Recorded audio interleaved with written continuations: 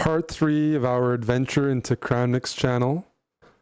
Make sure, yeah, he doesn't have too many subs, but he's posting semi-regularly here. Former world chess champion. He believes in the integrity and beauty of our game. Here I will share insights and discussions focused on fair play, analyze games that exemplify sportsmanship, and provide guidance on how to maintain ethical standards in chess. Join me in live streaming, where we explore the importance of honesty and respect in competition. Whether you're a beginner or a seasoned player, let's embrace the spirit of fair play together. Subscribe and be a part of a community that values the true essence of chess. That's right, that's like a Hinge profile. That's a fantastic description by Mr. Kramnik. And we're going to part 3. Don't look up number 2. Say, oh, maybe. So this is a continuation of the second part, of the video part, so to say, of my trilogy, or maybe already I'm thinking to make 4 videos on it, because, well, there are a lot of material. There is a lot of material, so... There's a lot of material. I would like to show you another game, which also, like, yeah, I had questions after this game. I will explain you, again, everything what I say, yeah, I'm basing it, and I hope you find, you understand that I have a reasonable kind of questions to ask, and that is why you don't, please, you know, if you're not biased or if you're not a cheater yourself, hopefully you are not, don't try to play this victim game. How can you ask this question? No, yes, I can, because I'm a professional and I see that something is, I have questions, yeah. If somebody has questions concerning my streams or any of my results, please, yeah, I'm ready to answer. So I think we have to are we on 1.5x? I mean, to stop yeah, we playing are. the victim or prima donna, and just to, well, because it's for everyone. Stop playing the victim. Yeah, we need to be sure, we need to be totally convinced that, well, everybody's playing fair. So yeah, there is no, I don't see any problem in it. And again, I myself am always ready to answer all questions. So please don't play this game. Yeah, of how can you? Yes, I can. I am the world champion. I understand something about chess, and I know something. That's a fantastic line. I wish I could use it. Yes, I am the world champion. I understand something. Oof. I mean, the questions are legitimate here. Respect. So, small introduction. Now let's see. This tournament a couple of years ago it was played. Danya, he made I think 9.5, and there were a couple of moments, especially the next one. Yeah, I will explain you in detail. But let's now first the game. Danya is playing against Wesley So. Again, the same story. He didn't play so well the opening, but then his play is totally flawless. Only first and second line he crashes in a great style Wesley So, which can happen again. Anything can happen. But there were some moments which I kind of well, I want to explain you why I find it strange. Let's use this word because well, it just not according to kind of general understanding of players. I mean, we just do things different way. We tell different things. We don't look all the time somewhere outside of monitors. And now I will start from this moment, and let's go. So here is the stream of Danya. He is playing with Wesley, and let's listen. I will stop from time to time and comment. So let's go. Yes, I muted because there is well, just that I can speak freely, and but I put subtitles, so I guess you will see what Danya is saying. He doesn't speak that much anyway, but so Danya is not happy. He says, "I'm not feeling this position. I don't like it so much." But well, maybe no, I would also like to be not feeling the position in this way because his play is just flawless from this moment. Okay, so not feeling it. Rook e8. Yeah, now okay, let's see. White's best move here. We will come. Okay, let's check here. This is a game, so white is really slightly better. Rook e8 is the best move, it's played, and now Queen f3, Rook e1. Actually, it's a very unclear position. I mean, very playable for black. Queen f3 is a very difficult move to make, and it's actually the only way for white maybe to be slightly better. But anyway, black's position in practical sense is perfectly playable. Okay, Wesley, he's playing knight f4 here. Okay, it's normal. Now, yeah, look, this is happening, I counted, from this moment on until the end of the game. So let's see how much time, well, like 4 minutes, more or less, yeah. This position looks uncomfortable for black, unless you have something immediate. 40 times, around 40 times. Just the center is really annoying. Again, it's not the monitor. I mean, you see, okay, it's like permanent. Yeah, again up. But the monitor is there. You will see later where is the monitor. I mean, here you cannot even understand. Yeah, there is a monitor. So again, what are these glances up? Again, it's too high. It's really too high for clock or for anything. Even if... So Kramnik's looking at Title Tuesday games, right? But Danya does this all the time. Casual, online, in person. I mean, he's not somebody who's just staring at the board or at the screen 100%. Like, so if there's consistency between casual online games and Title Tuesday and IRL, it makes it less likely something's happening unless there's a suggestion that It's happening all the time. You know what I mean? Like, I don't know, just like he's like this. He's calculating and just looking away, even when he's just playing casual blitz. If it's clock, well, you don't check it like every second. Yeah, I mean, it just doesn't make sense simply. Yeah, because it's very disconcentrated. Check my streams, check Anish Giri streams again. You know, it just you're considering, you think about the position. It's very not a good example. Position. There is like really okay, maybe you have one glance, second glance, but really you are thinking. And this is very atypical behavior, always to look up whatever it is. Watch, I mean, clock or chat, even though the chat is on the other side here very clearly, or anything else. I mean, you're just not doing it normally, yeah? And you see how often you just cannot really concentrate, and especially playing fantastic chess from this moment, being so disconcentrated, yeah? It is unusual, I would say. So let's go. Now, after, yeah, so, again, yeah, you can check, you can see in slow motion this video. I mean, it's just happening all the time. Knight f4 is not a good move. Yeah, h4 immediately comes. And now, okay, I actually kind of like my position now. That is also an interesting moment, which also, as a professional, again, I find kind of strange. To start with, instead of h4, there was knight takes e4. Very principal move, which you should normally calculate. I mean, it's a very serious principal move. Okay, let's say he doesn't like it intuitively. But what happens with Danya, and by the way, same story with Hikaru very often, that they never really explain why. They just tell something. First of all, Danya... Have I missed all the Hikaru videos, by the way? I'm really behind. I'm just catching up. I mean, knight e4, he's not playing because f7 hangs in the end, and he probably doesn't like the endgame chances. Danya likes dynamic positions. I must be way behind, but yeah, h4 is just an intuitive move. At least in these examples which I show you, and very rarely he gives a variation more than 2 moves ahead. I mean, like, there is always only one move. Also, I would like to note that he's not suggesting moves for his opponent. It's not really. I mean, I don't see it where he would say, oh, maybe he should play now e5, d5, or knight. I mean, because this is a tournament that he's competing. Yeah, and you say, well, what about the e5? When you're doing a tournament like you're competing, okay, that's secondary. Result is number one. Talking all the time, talking about what your opponent's going to do can take away energy and just flow. He's just, if it's a serious tournament, it's hard to do proper commentary. I mean, you can save that for the speed runs and casual stuff. So I don't think in a serious tournament that should be a big expectation about talking about your opponent's moves. Just takes away energy from your own moves. But it's never happening. And then why all of a sudden Danya, he likes his position? What happened? Just one move ago he didn't like it. For some reason, also without any explanation. Now he likes it. Well, would be because nice the f-file isn't as dangerous. I mean, let's check here with the engine what happens. Knight f4, yeah, h4 is the best move, and it's true, now it's already slightly better for black.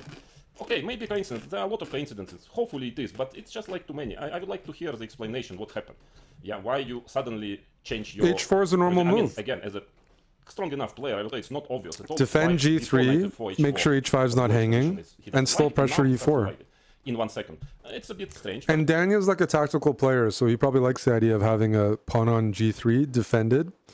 It allows for more back rank ideas in the future when you have this pawn on g3. Okay, that's just the beginning. So let's go, let's do the rest. Yeah, now he likes the position, okay, good. So those glances are continuing to happen. Now, yeah, here you can see. So now he's concentrating. Here you see where is the monitor. Yeah, you see me. I'm looking at. Okay, this is more or less where is the board. And the clock is here, so it's pretty clear that it's somewhere there. So when you are looking up, you're looking there. It's much, above the monitor, obviously. Yeah, chat, well, I mean, first of all, why do you have 2 chats? Because one is clearly here, and in between of games, he's talking to a chat. Secondly, why do you at all look at chat? But okay, that's another story. And the third thing is why you are doing it so often. Yeah, I mean, like, because he's not speaking with chat. I mean, you're playing a very strong player, very important game. He's very nervous, by the way. You can see he's extremely nervous during this game. And then you are reading chat. I mean, what is this? It's a bit strange. He says, I could take on e4, but he gets knight d5. It says, I mean, something like that. No, actually, it's not correct. Queen h4 there. But anyways, I mean, yeah, if you could take on e4, you probably should normally think a bit more. Doesn't matter. That's okay. That's a small thing. Now let's go further. So, yeah, bishop h6. First line again. I don't know, this feels right. Fantastic explanation. Okay, can happen, let's see. Queen d3, by the way, I think was a mistake. Yeah, bishop h6, yeah, it feels right. Yeah, absolutely great intuition. Bishop h6. It feels right because your bishop on g7 is aimed at the pawn on d4, which is extremely solid because of the pawn on c3. You can't put any more pressure. And you don't want to take on e4 yet because, first of all, white's knight is on d2, defending it. and blocking white's own bishop. So by maintaining the tension and pressure, it makes sense to me. It's not like, I know I'm looking at it afterwards, but the bishop on g7 is not a piece I'm happy with. So I just don't like this like over-analyzing particular blitz moves. Feels right. Next, against this video came out today. D8, I can assure you. This is really, fresh. The position is very complicated, very double-edged. It's really not easy to understand that you want to play king b8 and knight d8, then take on e4 and get your knight to g5. Oh, it's not easy at all. Not for me at least. Yeah, maybe I'm too weak. Yeah, but let's see what is happening now. Again, up, up. So I understand Danya's moves. But where? I mean, again, now I kind of want to play maybe king b8 was better. No, I mean, it was the same. King b8, bishop h6, no big difference. But, well, after looking up, he comments that king b8 was better. No real reason for it. Then why you didn't play? Okay, doesn't matter. So he's playing king b8, first line. Again, looking up. Yeah, now b4. So let's see. Let's go. King b8, first line, b4. Now, by far, the best is knight d8. I can tell you, there are so many moves. Takes, knight h5, f5, I would consider. You know, rook g8, d5. A lot of it's extremely complicated position. Knight d8 really is difficult move. You know, to retreat the knight before he plays b5. It's a difficult move to make. Okay. Yeah, so now some general wording. It's going to be hard for me to generate attacking chances, actually. But now very quickly, knight d8 is played. Knight d8 is a hard move to play. You know, I can agree with that. I know chess a bit. It's a very difficult move. Okay, fantastic intuition. Yeah, probably. Maybe, I don't know. I don't know how much time it takes. He's about to mate me. No, okay, it's nonsense. Very far from mate, obviously. So now it's playable. Just it is a good hard move. Something, but it starts to turn into black's favor. Well, I mean, yeah. Now the logic is white doesn't have many waiting moves. From entering.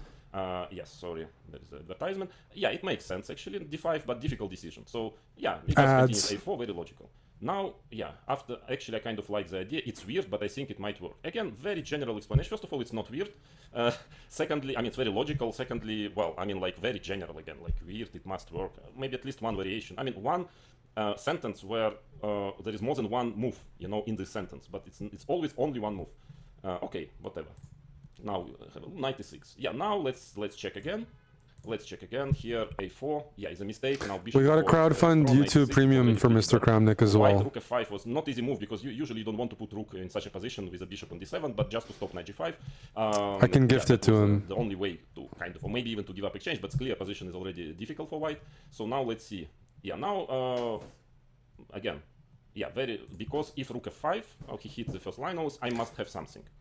Okay, very educational. Fine. Rook f1 now after knight g5 is bad. It's simply bad, and it's now rook f4 also is not a good move. Anyway, position is already bad. And here I can tell you, I mean, this pawn on g3 is worth a lot. Engine, it's pretty clear. You just crash with taking on h3, knight h3, bishop h3. It's over. It's just attack there is a mating attack. It is very obvious. Again, please, I mean, trust me, I'm a chess player. It's very obvious that it's bad for white here. So knight f4 was a mistake. It's already a bad position, but after rook f4, anything wins. Knight h5, knight h3, bishop h3. It's completely gone. I mean, bishop h3 is the most simple move, and it's clear black is just mating, and he has even a pawn up. So the game is over after all those mistakes.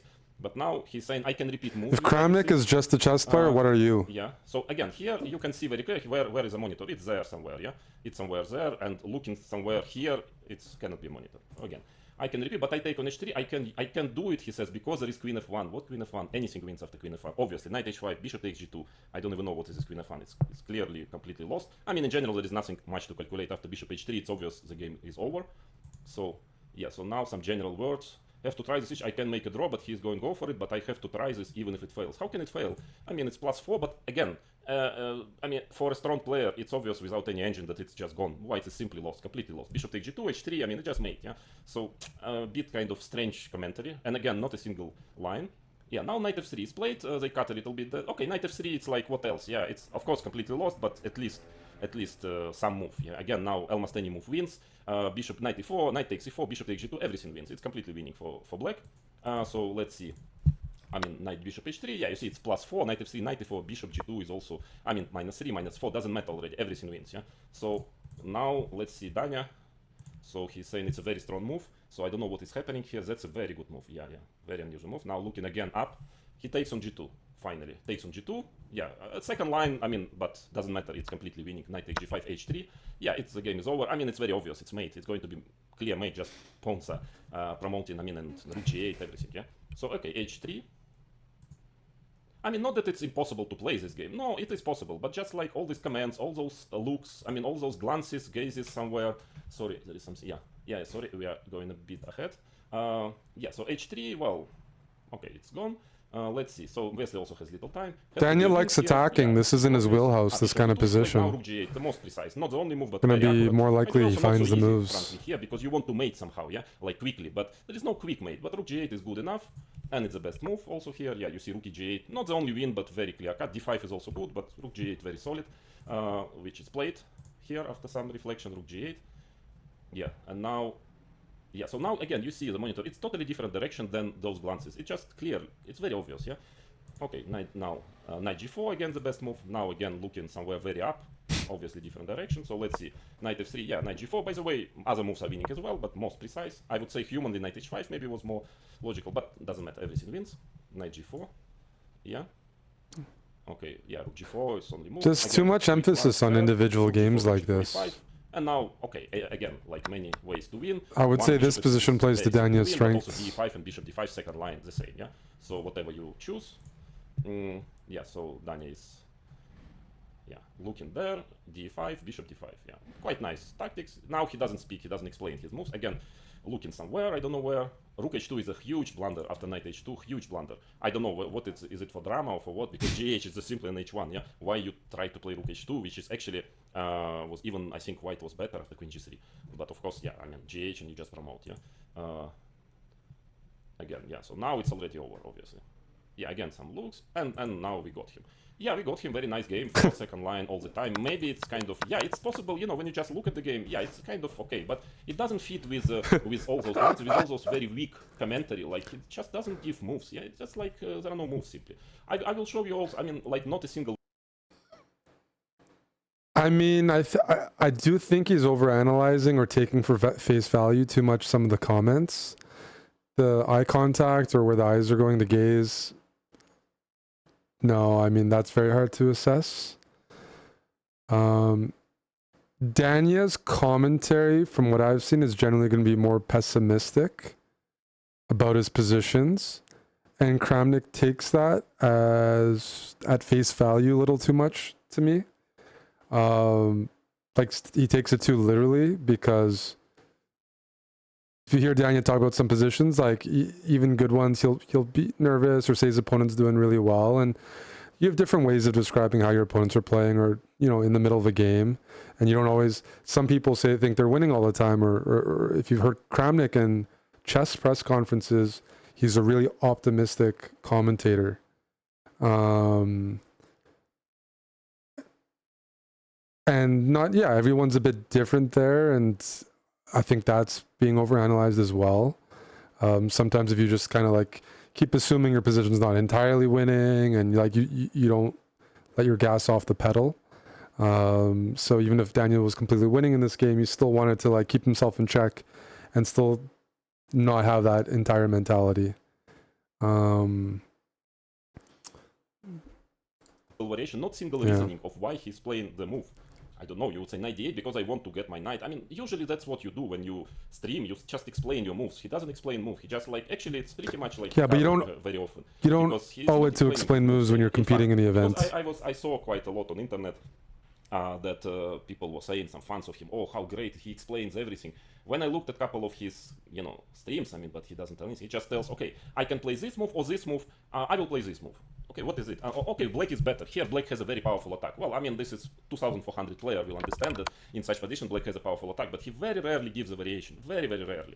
Check my streams, for example. I don't know, I really don't remember what I say because I'm just in the game and I'm saying, but first of all, I'm sure I'm not looking around because, I mean, I know you need to concentrate, you play strong opponents. And secondly, I explain what I do, what I think. I mean, I give some, okay, I'm a bit worried about this move, maybe I can play this, but then he will play this. Okay, just check my stream. I'm sure I'm doing it like it should be. But here, again, already we are checking second or third game. Okay, no variations, nothing, just, okay. Like, I try to give commentary during Title Tuesday, but when the games get, like, intense or its final rounds, it starts to disappear, get more nervous, more focused. So it's tough to do both. It's strange, but the most interesting actually moment, which was really kind of for me a really red flag. Even though already what I showed was, especially those eye movements, I would like really to ask where. I mean, to ask Chess.com, did they check? To ask Danya, where is he always looking? It's not the monitor, it's not the clock. Even if it's a clock, why so often?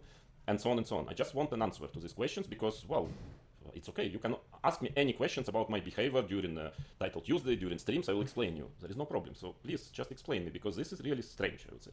Okay. And now the moment, then he's playing a game, I think already the next game, again with black, and then we come to a moment which really, actually I spoke with several chess players, I will show you something after, and I can tell you this is something really, really, well, you will see yourself.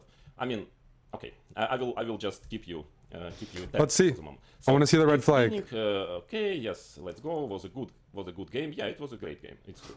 Vintage Naroditsky win. Yeah. Destroyed. Okay, so he was worse of the opening, and then he just played the first, second line all the time. Doesn't matter. Yeah, this game. Okay, it doesn't matter. They play the opening. The opponent plays really bad, very bad. I mean, he's already better here. Very quickly he gets much better. Yeah, now this moment I want to. Yeah, I will now make you listen to what he's saying here. This moment which caused actually quite some discussion even on Twitter. So okay, let's go. Black is clearly having a very good game. Let's try this move.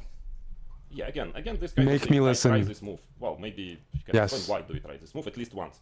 Okay, fine. Yeah, sorry. Normal, I just wanted to now subtitles. His main goal is to play the best moves and best result, not to I commentate. try this move. Great. It's very nervous, by the way.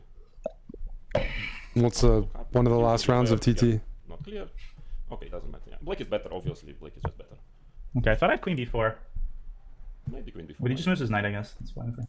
I don't know, some very strange. His moves, his knights, I guess. What, I mean, yeah, so what? I mean, maybe some knight a2, queen d2, take on d2, at least some variation. He moves his knight. Okay. Good explanation. f7 is also interesting. Yeah, it's possible. Then he goes bishop h6. I don't really want that. Wow. Queen c5. I mean, I find this move a bit strange because there is bishop e3, but okay, anyway, black is still better, obviously. So now listen to the comments. Okay, maybe sometimes... Dude, watching Kramnik react to the lines is so funny to me. Actually mention it. So now he's looking up I want to get roasted. again, Okay, I still allow bishop h6. and he's saying, I still allow bishop h6. I mean, it's kind of strange. He's silent. I'm sorry, yeah, again, I mean, you probably understand what I mean. He's just silent, then after a couple of glances up, he's saying something. I probably allow bishop h6. To start with, I'm sorry, after bishop h6, can you take on g3 maybe, no? You're not just blundering a pawn. I don't know. I think it's just blundering a pawn. Well, maybe I'm wrong. I didn't check this Gavi's engine, but it looks to me that it's just a blunder. Hey, see, we're getting chess analysis again. Yeah, I'm a little worried about queen d6. I see it too. A very strange move, Hope, queen d6. hope I you mean, guys as possible move. well. Again, nothing to worry about, but I mean, black is still better, but okay. Which I didn't see. I guess I'm taking over bishop f7. It's not the end of the world. Yeah, takes bishop f7 or rook e8, black is still better. Of course, yeah, very nice position, but not the end of the world. Yeah, that's correct. So the opponent is thinking, rook c1. Okay, knight g3's got bishop e3. Yeah, knight g3, bishop e3. Yeah, that's... Good analysis. Plays rook e8. Let's just get my rook into the game. Yeah, now again, this glances where... Normal and now he move. said, oh, but now queen d6 is possible. Something like that. But okay, you just told like 2 seconds ago that queen d6 is possible. Again, glance, where, why? Glance, again, and again, and again. Where are you looking? Okay, oh, he still has queen d6. I forgot, but what do you mean you forgot? Of course, he Sometimes we're just saying something for the sake of saying something. Queen d6 not a threatening move. I don't know, these commentaries are so weak, yeah? And again, for the moment, not a single variation. The commentary is so weak. I need to get Kramnik on. I want my commentary roasted. I agree it's not high level commentary, but it's not a high level commentary video. It's a gameplay video of competing at high level blitz. I mean, it's just two different purposes. Like, imagine most top athletes and performers having to talk while they do it already takes away from your performance. Yeah, as usual. Forgot about that. I don't have to take though. I can play queen a7 or queen b6 even. Okay. Queen has bishop e7. Okay. I want to see if Kramnik says something about this queen a7 comment. This could be pretty funny. No. Yeah, probably. I mean, but just take black no. is much better. Okay, we have to take. Yeah, that's the best move. Bishop. E1. Okay. It's in king g7. That's like automatic. Black is much better. Okay, I don't know how much, but clearly better. Rook d1, king g7, and now we come to the most interesting moment. Again, look. Of course, I would definitely play bishop e3 here just to get the bishop maybe to b6. Of course, black is doing very well, still very nice advantage, but yeah, I mean... Danya looks very focused here. With white. Bishop e3 is very annoying. I mean, also, what do you mean very annoying? White's very annoying, black is better still, yeah, very nice position. So, and at least Just... maybe you give one variation, knight f bishop e3, knight f6, bishop d6, something, yeah, but just always one move, always one move. Okay. again, looking some e3. Yeah, Ooh. now this is the big moment. Listen carefully. Don't I trap his bishop somehow? No, I guess I don't. He's trying to get C8 in is some very h6, interesting. bishop c3, g5 line.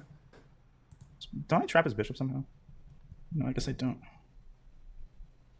What's C8 interesting is very about this? interesting. Bishop c8 is very interesting. But finally he plays h6. Okay, I think I'm better, but Well, yeah, that was a moment. I mean, let's come back to this position. I'm learning Well, here. I think I'm better. Well, it's very obvious to any chess player. Black is better. The question is it winning, practically winning, or just much better? It's clear that Black is better. But yeah, now the question. And here is a moment when when I just accidentally fall into this one, I just was like puzzled. What is bishop c8? So Danya is missing the e3 move. I mean, not missing. He actually is correct to miss because it's a bad move. So this, ooh. Don't I trap his bishop? yeah, it was unexpected. So now, and after 3-4 seconds, he comes up with the idea that bishop c8 is very interesting. I mean, it doesn't really, the move bishop c8 doesn't make a slightest sense to me. It just makes no sense. I'm sorry. Bishop is good on e6. Why would you put it on c8? I would just tuck the bishop in, it's and like he's probably thinking about in some line to open up the e-file if you want to like trap the bishop on f4. Like, you're just tucking your bishop in, right? Bishop c8 or bishop g8, but you don't go bishop g8 because d7 allows rook d7 check. So bishop c8 is a normal move I'd play if I don't have too much time to think, that I know is safe. It clears the pieces out. You're tucking in your bishop. You guys know I like to tuck my bishops in. I'm not overthinking it. I'm just simply playing a move. I just need to play a move that's safe. I don't see a knockout blow here. I don't see how to trap the bishop. I would play very quickly h6, maybe knight f6, but h6 it's very kind of logical. I mean, this move wouldn't cross my mind, and I was. It would cross my mind, so that's not good for me. I saw something, yeah. Then I started to ask players, different players. I asked 5. Not a single one told me that bishop c8 would even cross his mind in this position, especially in 3-4 seconds. That's not good for me. Much time. That's not good for me. Bishop somehow? No, I guess I don't. No. Bishop c8 is very interesting. Yeah, 5-7 seconds. Yeah, he says bishop c8. Sure, I'm not saying bishop c8 is the best move. I mean, knight f6 makes more sense to bring your knight into the game, but bishop c8 is absolutely up there for me. Absolutely up there. So I was not. I mean, what's the point I was not pulled. I was not one of the 5 players. of the move? Wow, it's a move possible. You can play any move. I don't know bishop g8, but there must be a certain point. Why? No, I don't want to go bishop g8. Why you remove your bishop from e6? Even I guess for club players or amateurs, it's quite clear, maybe obvious that it's a very strange statement. Bishop c8 is interesting. So I was asking players again. Now I will. I agree that bishop c8 is not an interesting move. It's not, I wouldn't use the word interesting to ever describe bishop c8. We call it the tie tuck. I'm just tucking my bishop in. But I would certainly play bishop c8 sometimes here. I will publish just 2 of my one is Twitter, that's why it's public, so I would not release. I mean, I would open the name of a player whom I gave this position to tell. I was giving this position to few players, and I was telling, okay, you have few seconds, let's say 10 seconds. What comes to your mind? Which moves come to your mind? Everybody telling the same, like me. H6, maybe knight f6, nothing else. It's just like, yeah, but of course h6. That like 99% of players would very quickly play h6. It's very logical. Bishop c8, not a single player even considered the move. So now let's go. Let's go, and I will show you the. I will agree it's not an interesting move. I will agree with that. I will show you That's about it. the correspondence. I mean, again, what I can show, at least.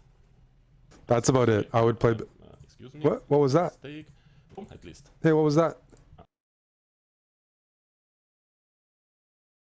What's this? Families face impossible choices. UNHCR. This is how you can help. Sorry. Excuse me. The mistake. Which one? Screenshot. I think. Yeah, this. Why? Show me what is this? I don't understand. Okay.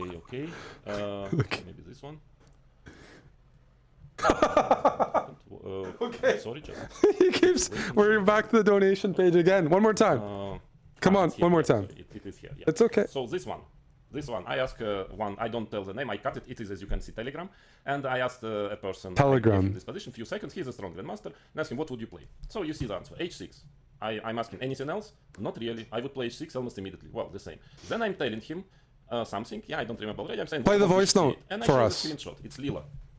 H6 and second equal to bishop c8, second best with minus 2.2, and the third best is actually rook g8. I was laughing after that. At least he didn't say that rook g8 is very interesting in this position, which doesn't make any sense. I was just wondering why bishop c8 is like second best move by far, actually first, second. So Danya, he says bishop c8 is very interesting, which wouldn't. I really because would play bishop might c8. 5 strong players. You can check but my then plays games. h6. So I'm showing this, and now okay, I'm sorry that I don't reveal the name of a player. If he wants, he will do it himself. But Yeah, it's this true. is I didn't Leela. make it up. So that's what he writes. I tell him that, do you really like it? I find it strange. It's really like suspicious a bit. Yeah, how it comes to your mind? And this is well. The second, I strongly disagree with this. Paranoid, and it's like the questions are very legitimate. I'm saying that, by the way, on top of that, he's also like very strange. He's looking up. I tell here, and the answer. I mean, I didn't make it up. For me, this bishop c8 is enough. I don't need any more proof. What? Well, I wouldn't go. I mean, frankly, myself, I wouldn't be so harsh. No, I'm not sure. What? I'm just trying to explain you how really strange is this bishop c8. Yeah. I don't think there's no bishop c8. It's just clearing the pieces. I'm not putting a lot of thought into it, but it is a candidate move here. That should not indict someone into being no. That's a terrible example. Then I give to. Then on Twitter, actually, we started to discuss, and I asked Anish on Twitter. Here, I published the position. You can find it on Twitter. And I said, okay, you have few seconds. But you can go 10 h6 seconds next maximum. move. Please I'm give just me your thoughts. clearing What do you think about this position? the position. So Anish is answering, okay, if I don't have much time, I guess I just play h6, Bishop c8 and then h6. and play on this big advantage for black. Yeah, of course, I will do the same. White might go And, bishop. White might go bishop f4 anyways, because their bishop's not going anywhere, right? I'm going bishop c8.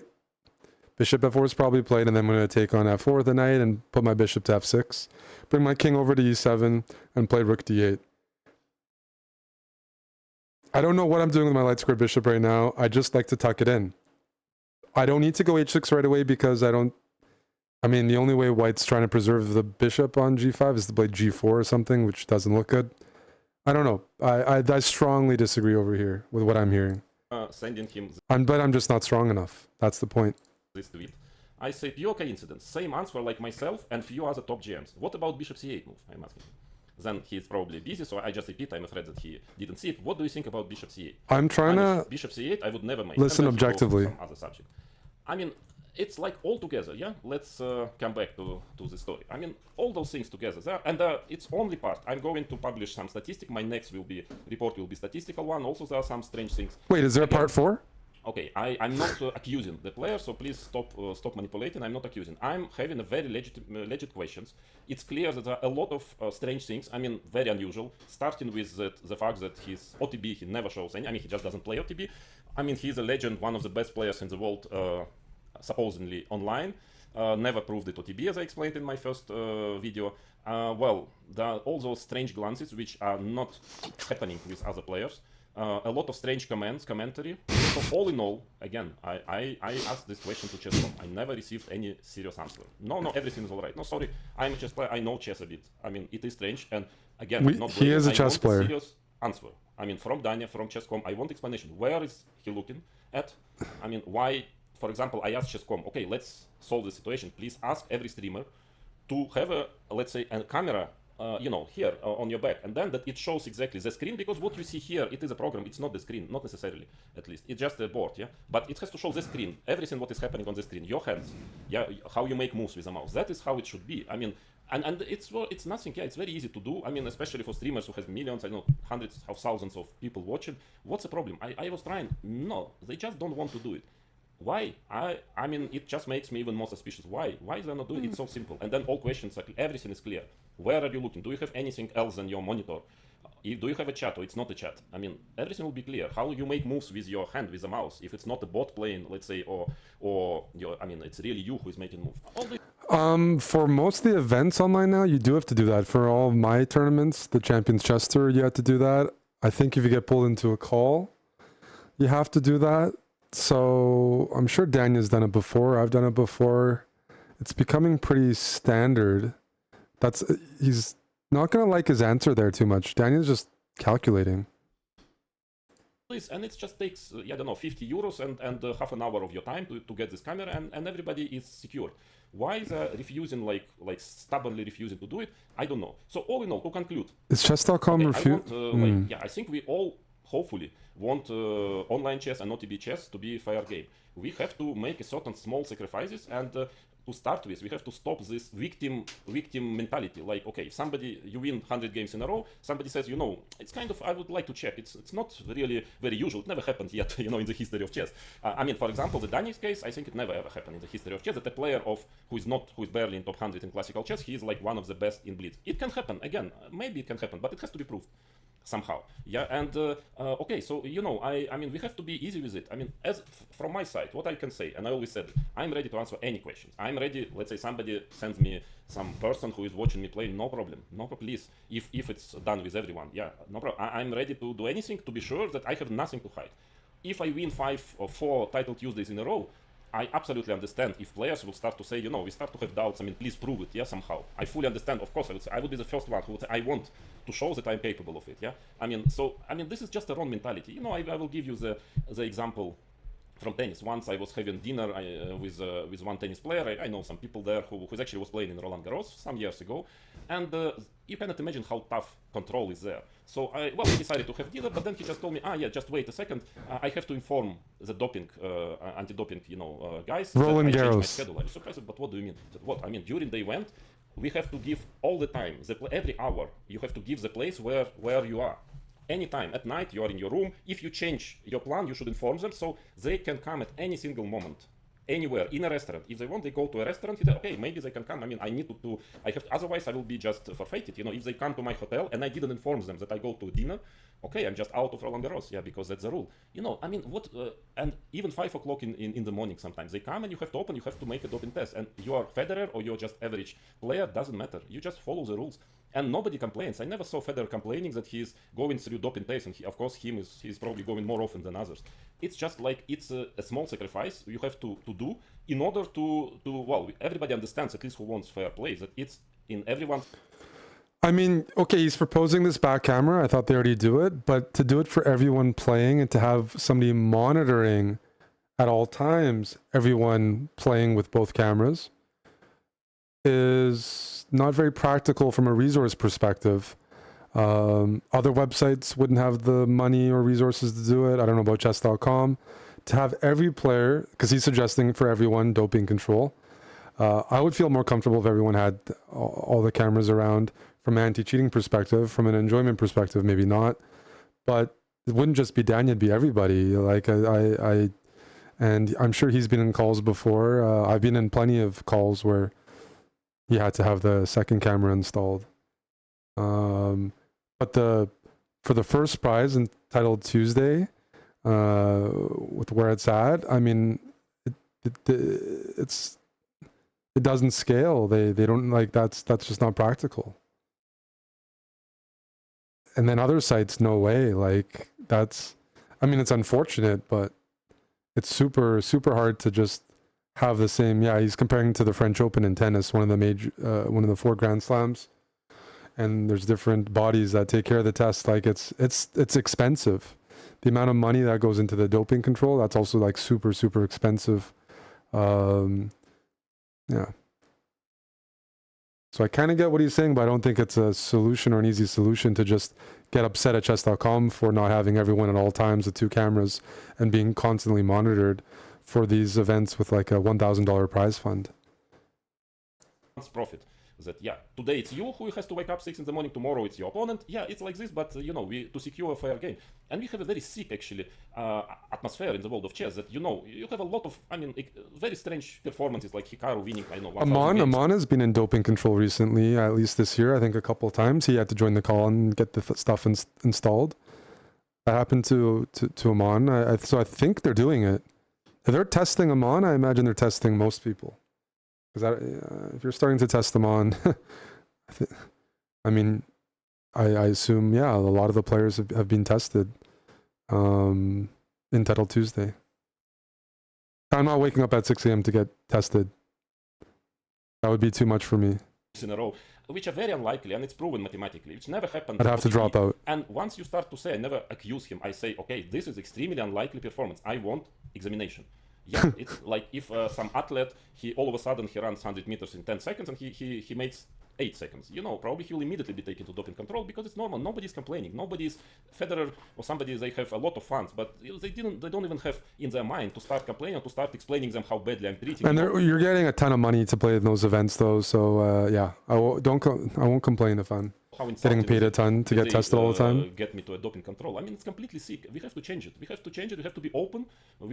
Especially if you're performing, you know, much above your proved level. Let's say to be proved, and that's it. It's for the sake of everyone. Let's stop being a victim. Stop playing a victim. Sorry, guys. Because if we do, we will we'll probably have more cases. You know, like we had recently now, OTB. So please, that is my message. I want answers. I wanted to explain you very clearly that my concerns are very logical, very based, and I would like some explanation. Very based. And I'm ready in return to give mine, you know, to chess.com, to any game I play, any tournament. And yeah, so the fourth part will be about the statistic. So okay, make your conclusion, think whatever you want. Of course, you're free to have any opinion, but okay, please stop this nonsense, stop this kind of cheap PR attacks, explaining how bad I am and how, you know, I'm accusing innocent players. I mean, I'm not accusing, nobody is a priori innocent. Hopefully Danya is innocent, I really hope so, but a priori nobody is innocent. And I'm not accusing, I'm just fighting for the rights of players to play honest competition. Thank you. That's part 3. That's the trilogy. The bishop c8 point, you just lost me there. I mean, I wasn't like on board before, but I'm listening. I'm not. The victim mentality he's referring to is probably people getting very sensitive around things, and I can agree with him to an extent there. I don't imagine Danya is like playing the victim card too much, and he's probably pretty he's just comfortable in his chess and not too worried.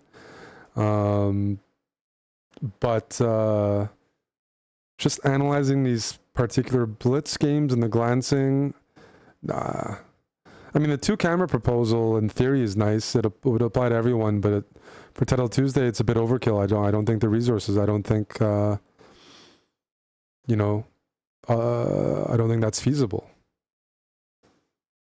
So yeah, this one, just not convinced. I think that was a little long for the points provided compared to part 2. I think part 2 I enjoyed a bit more. It was more concise. But yeah, I didn't find anything suspicious. So we'll have to wait for the next stuff, but glancing and playing some, to me, normal looking moves is okay, and I don't think you owe people deep explanations when you're playing a competitive tournament where the only and main objective is to perform well and do what you need to do to perform well and to be focused and alert. But yeah, there you go. Part 3. What do you guys think of this trilogy from Mr. Kramnik on Danya? This based trilogy.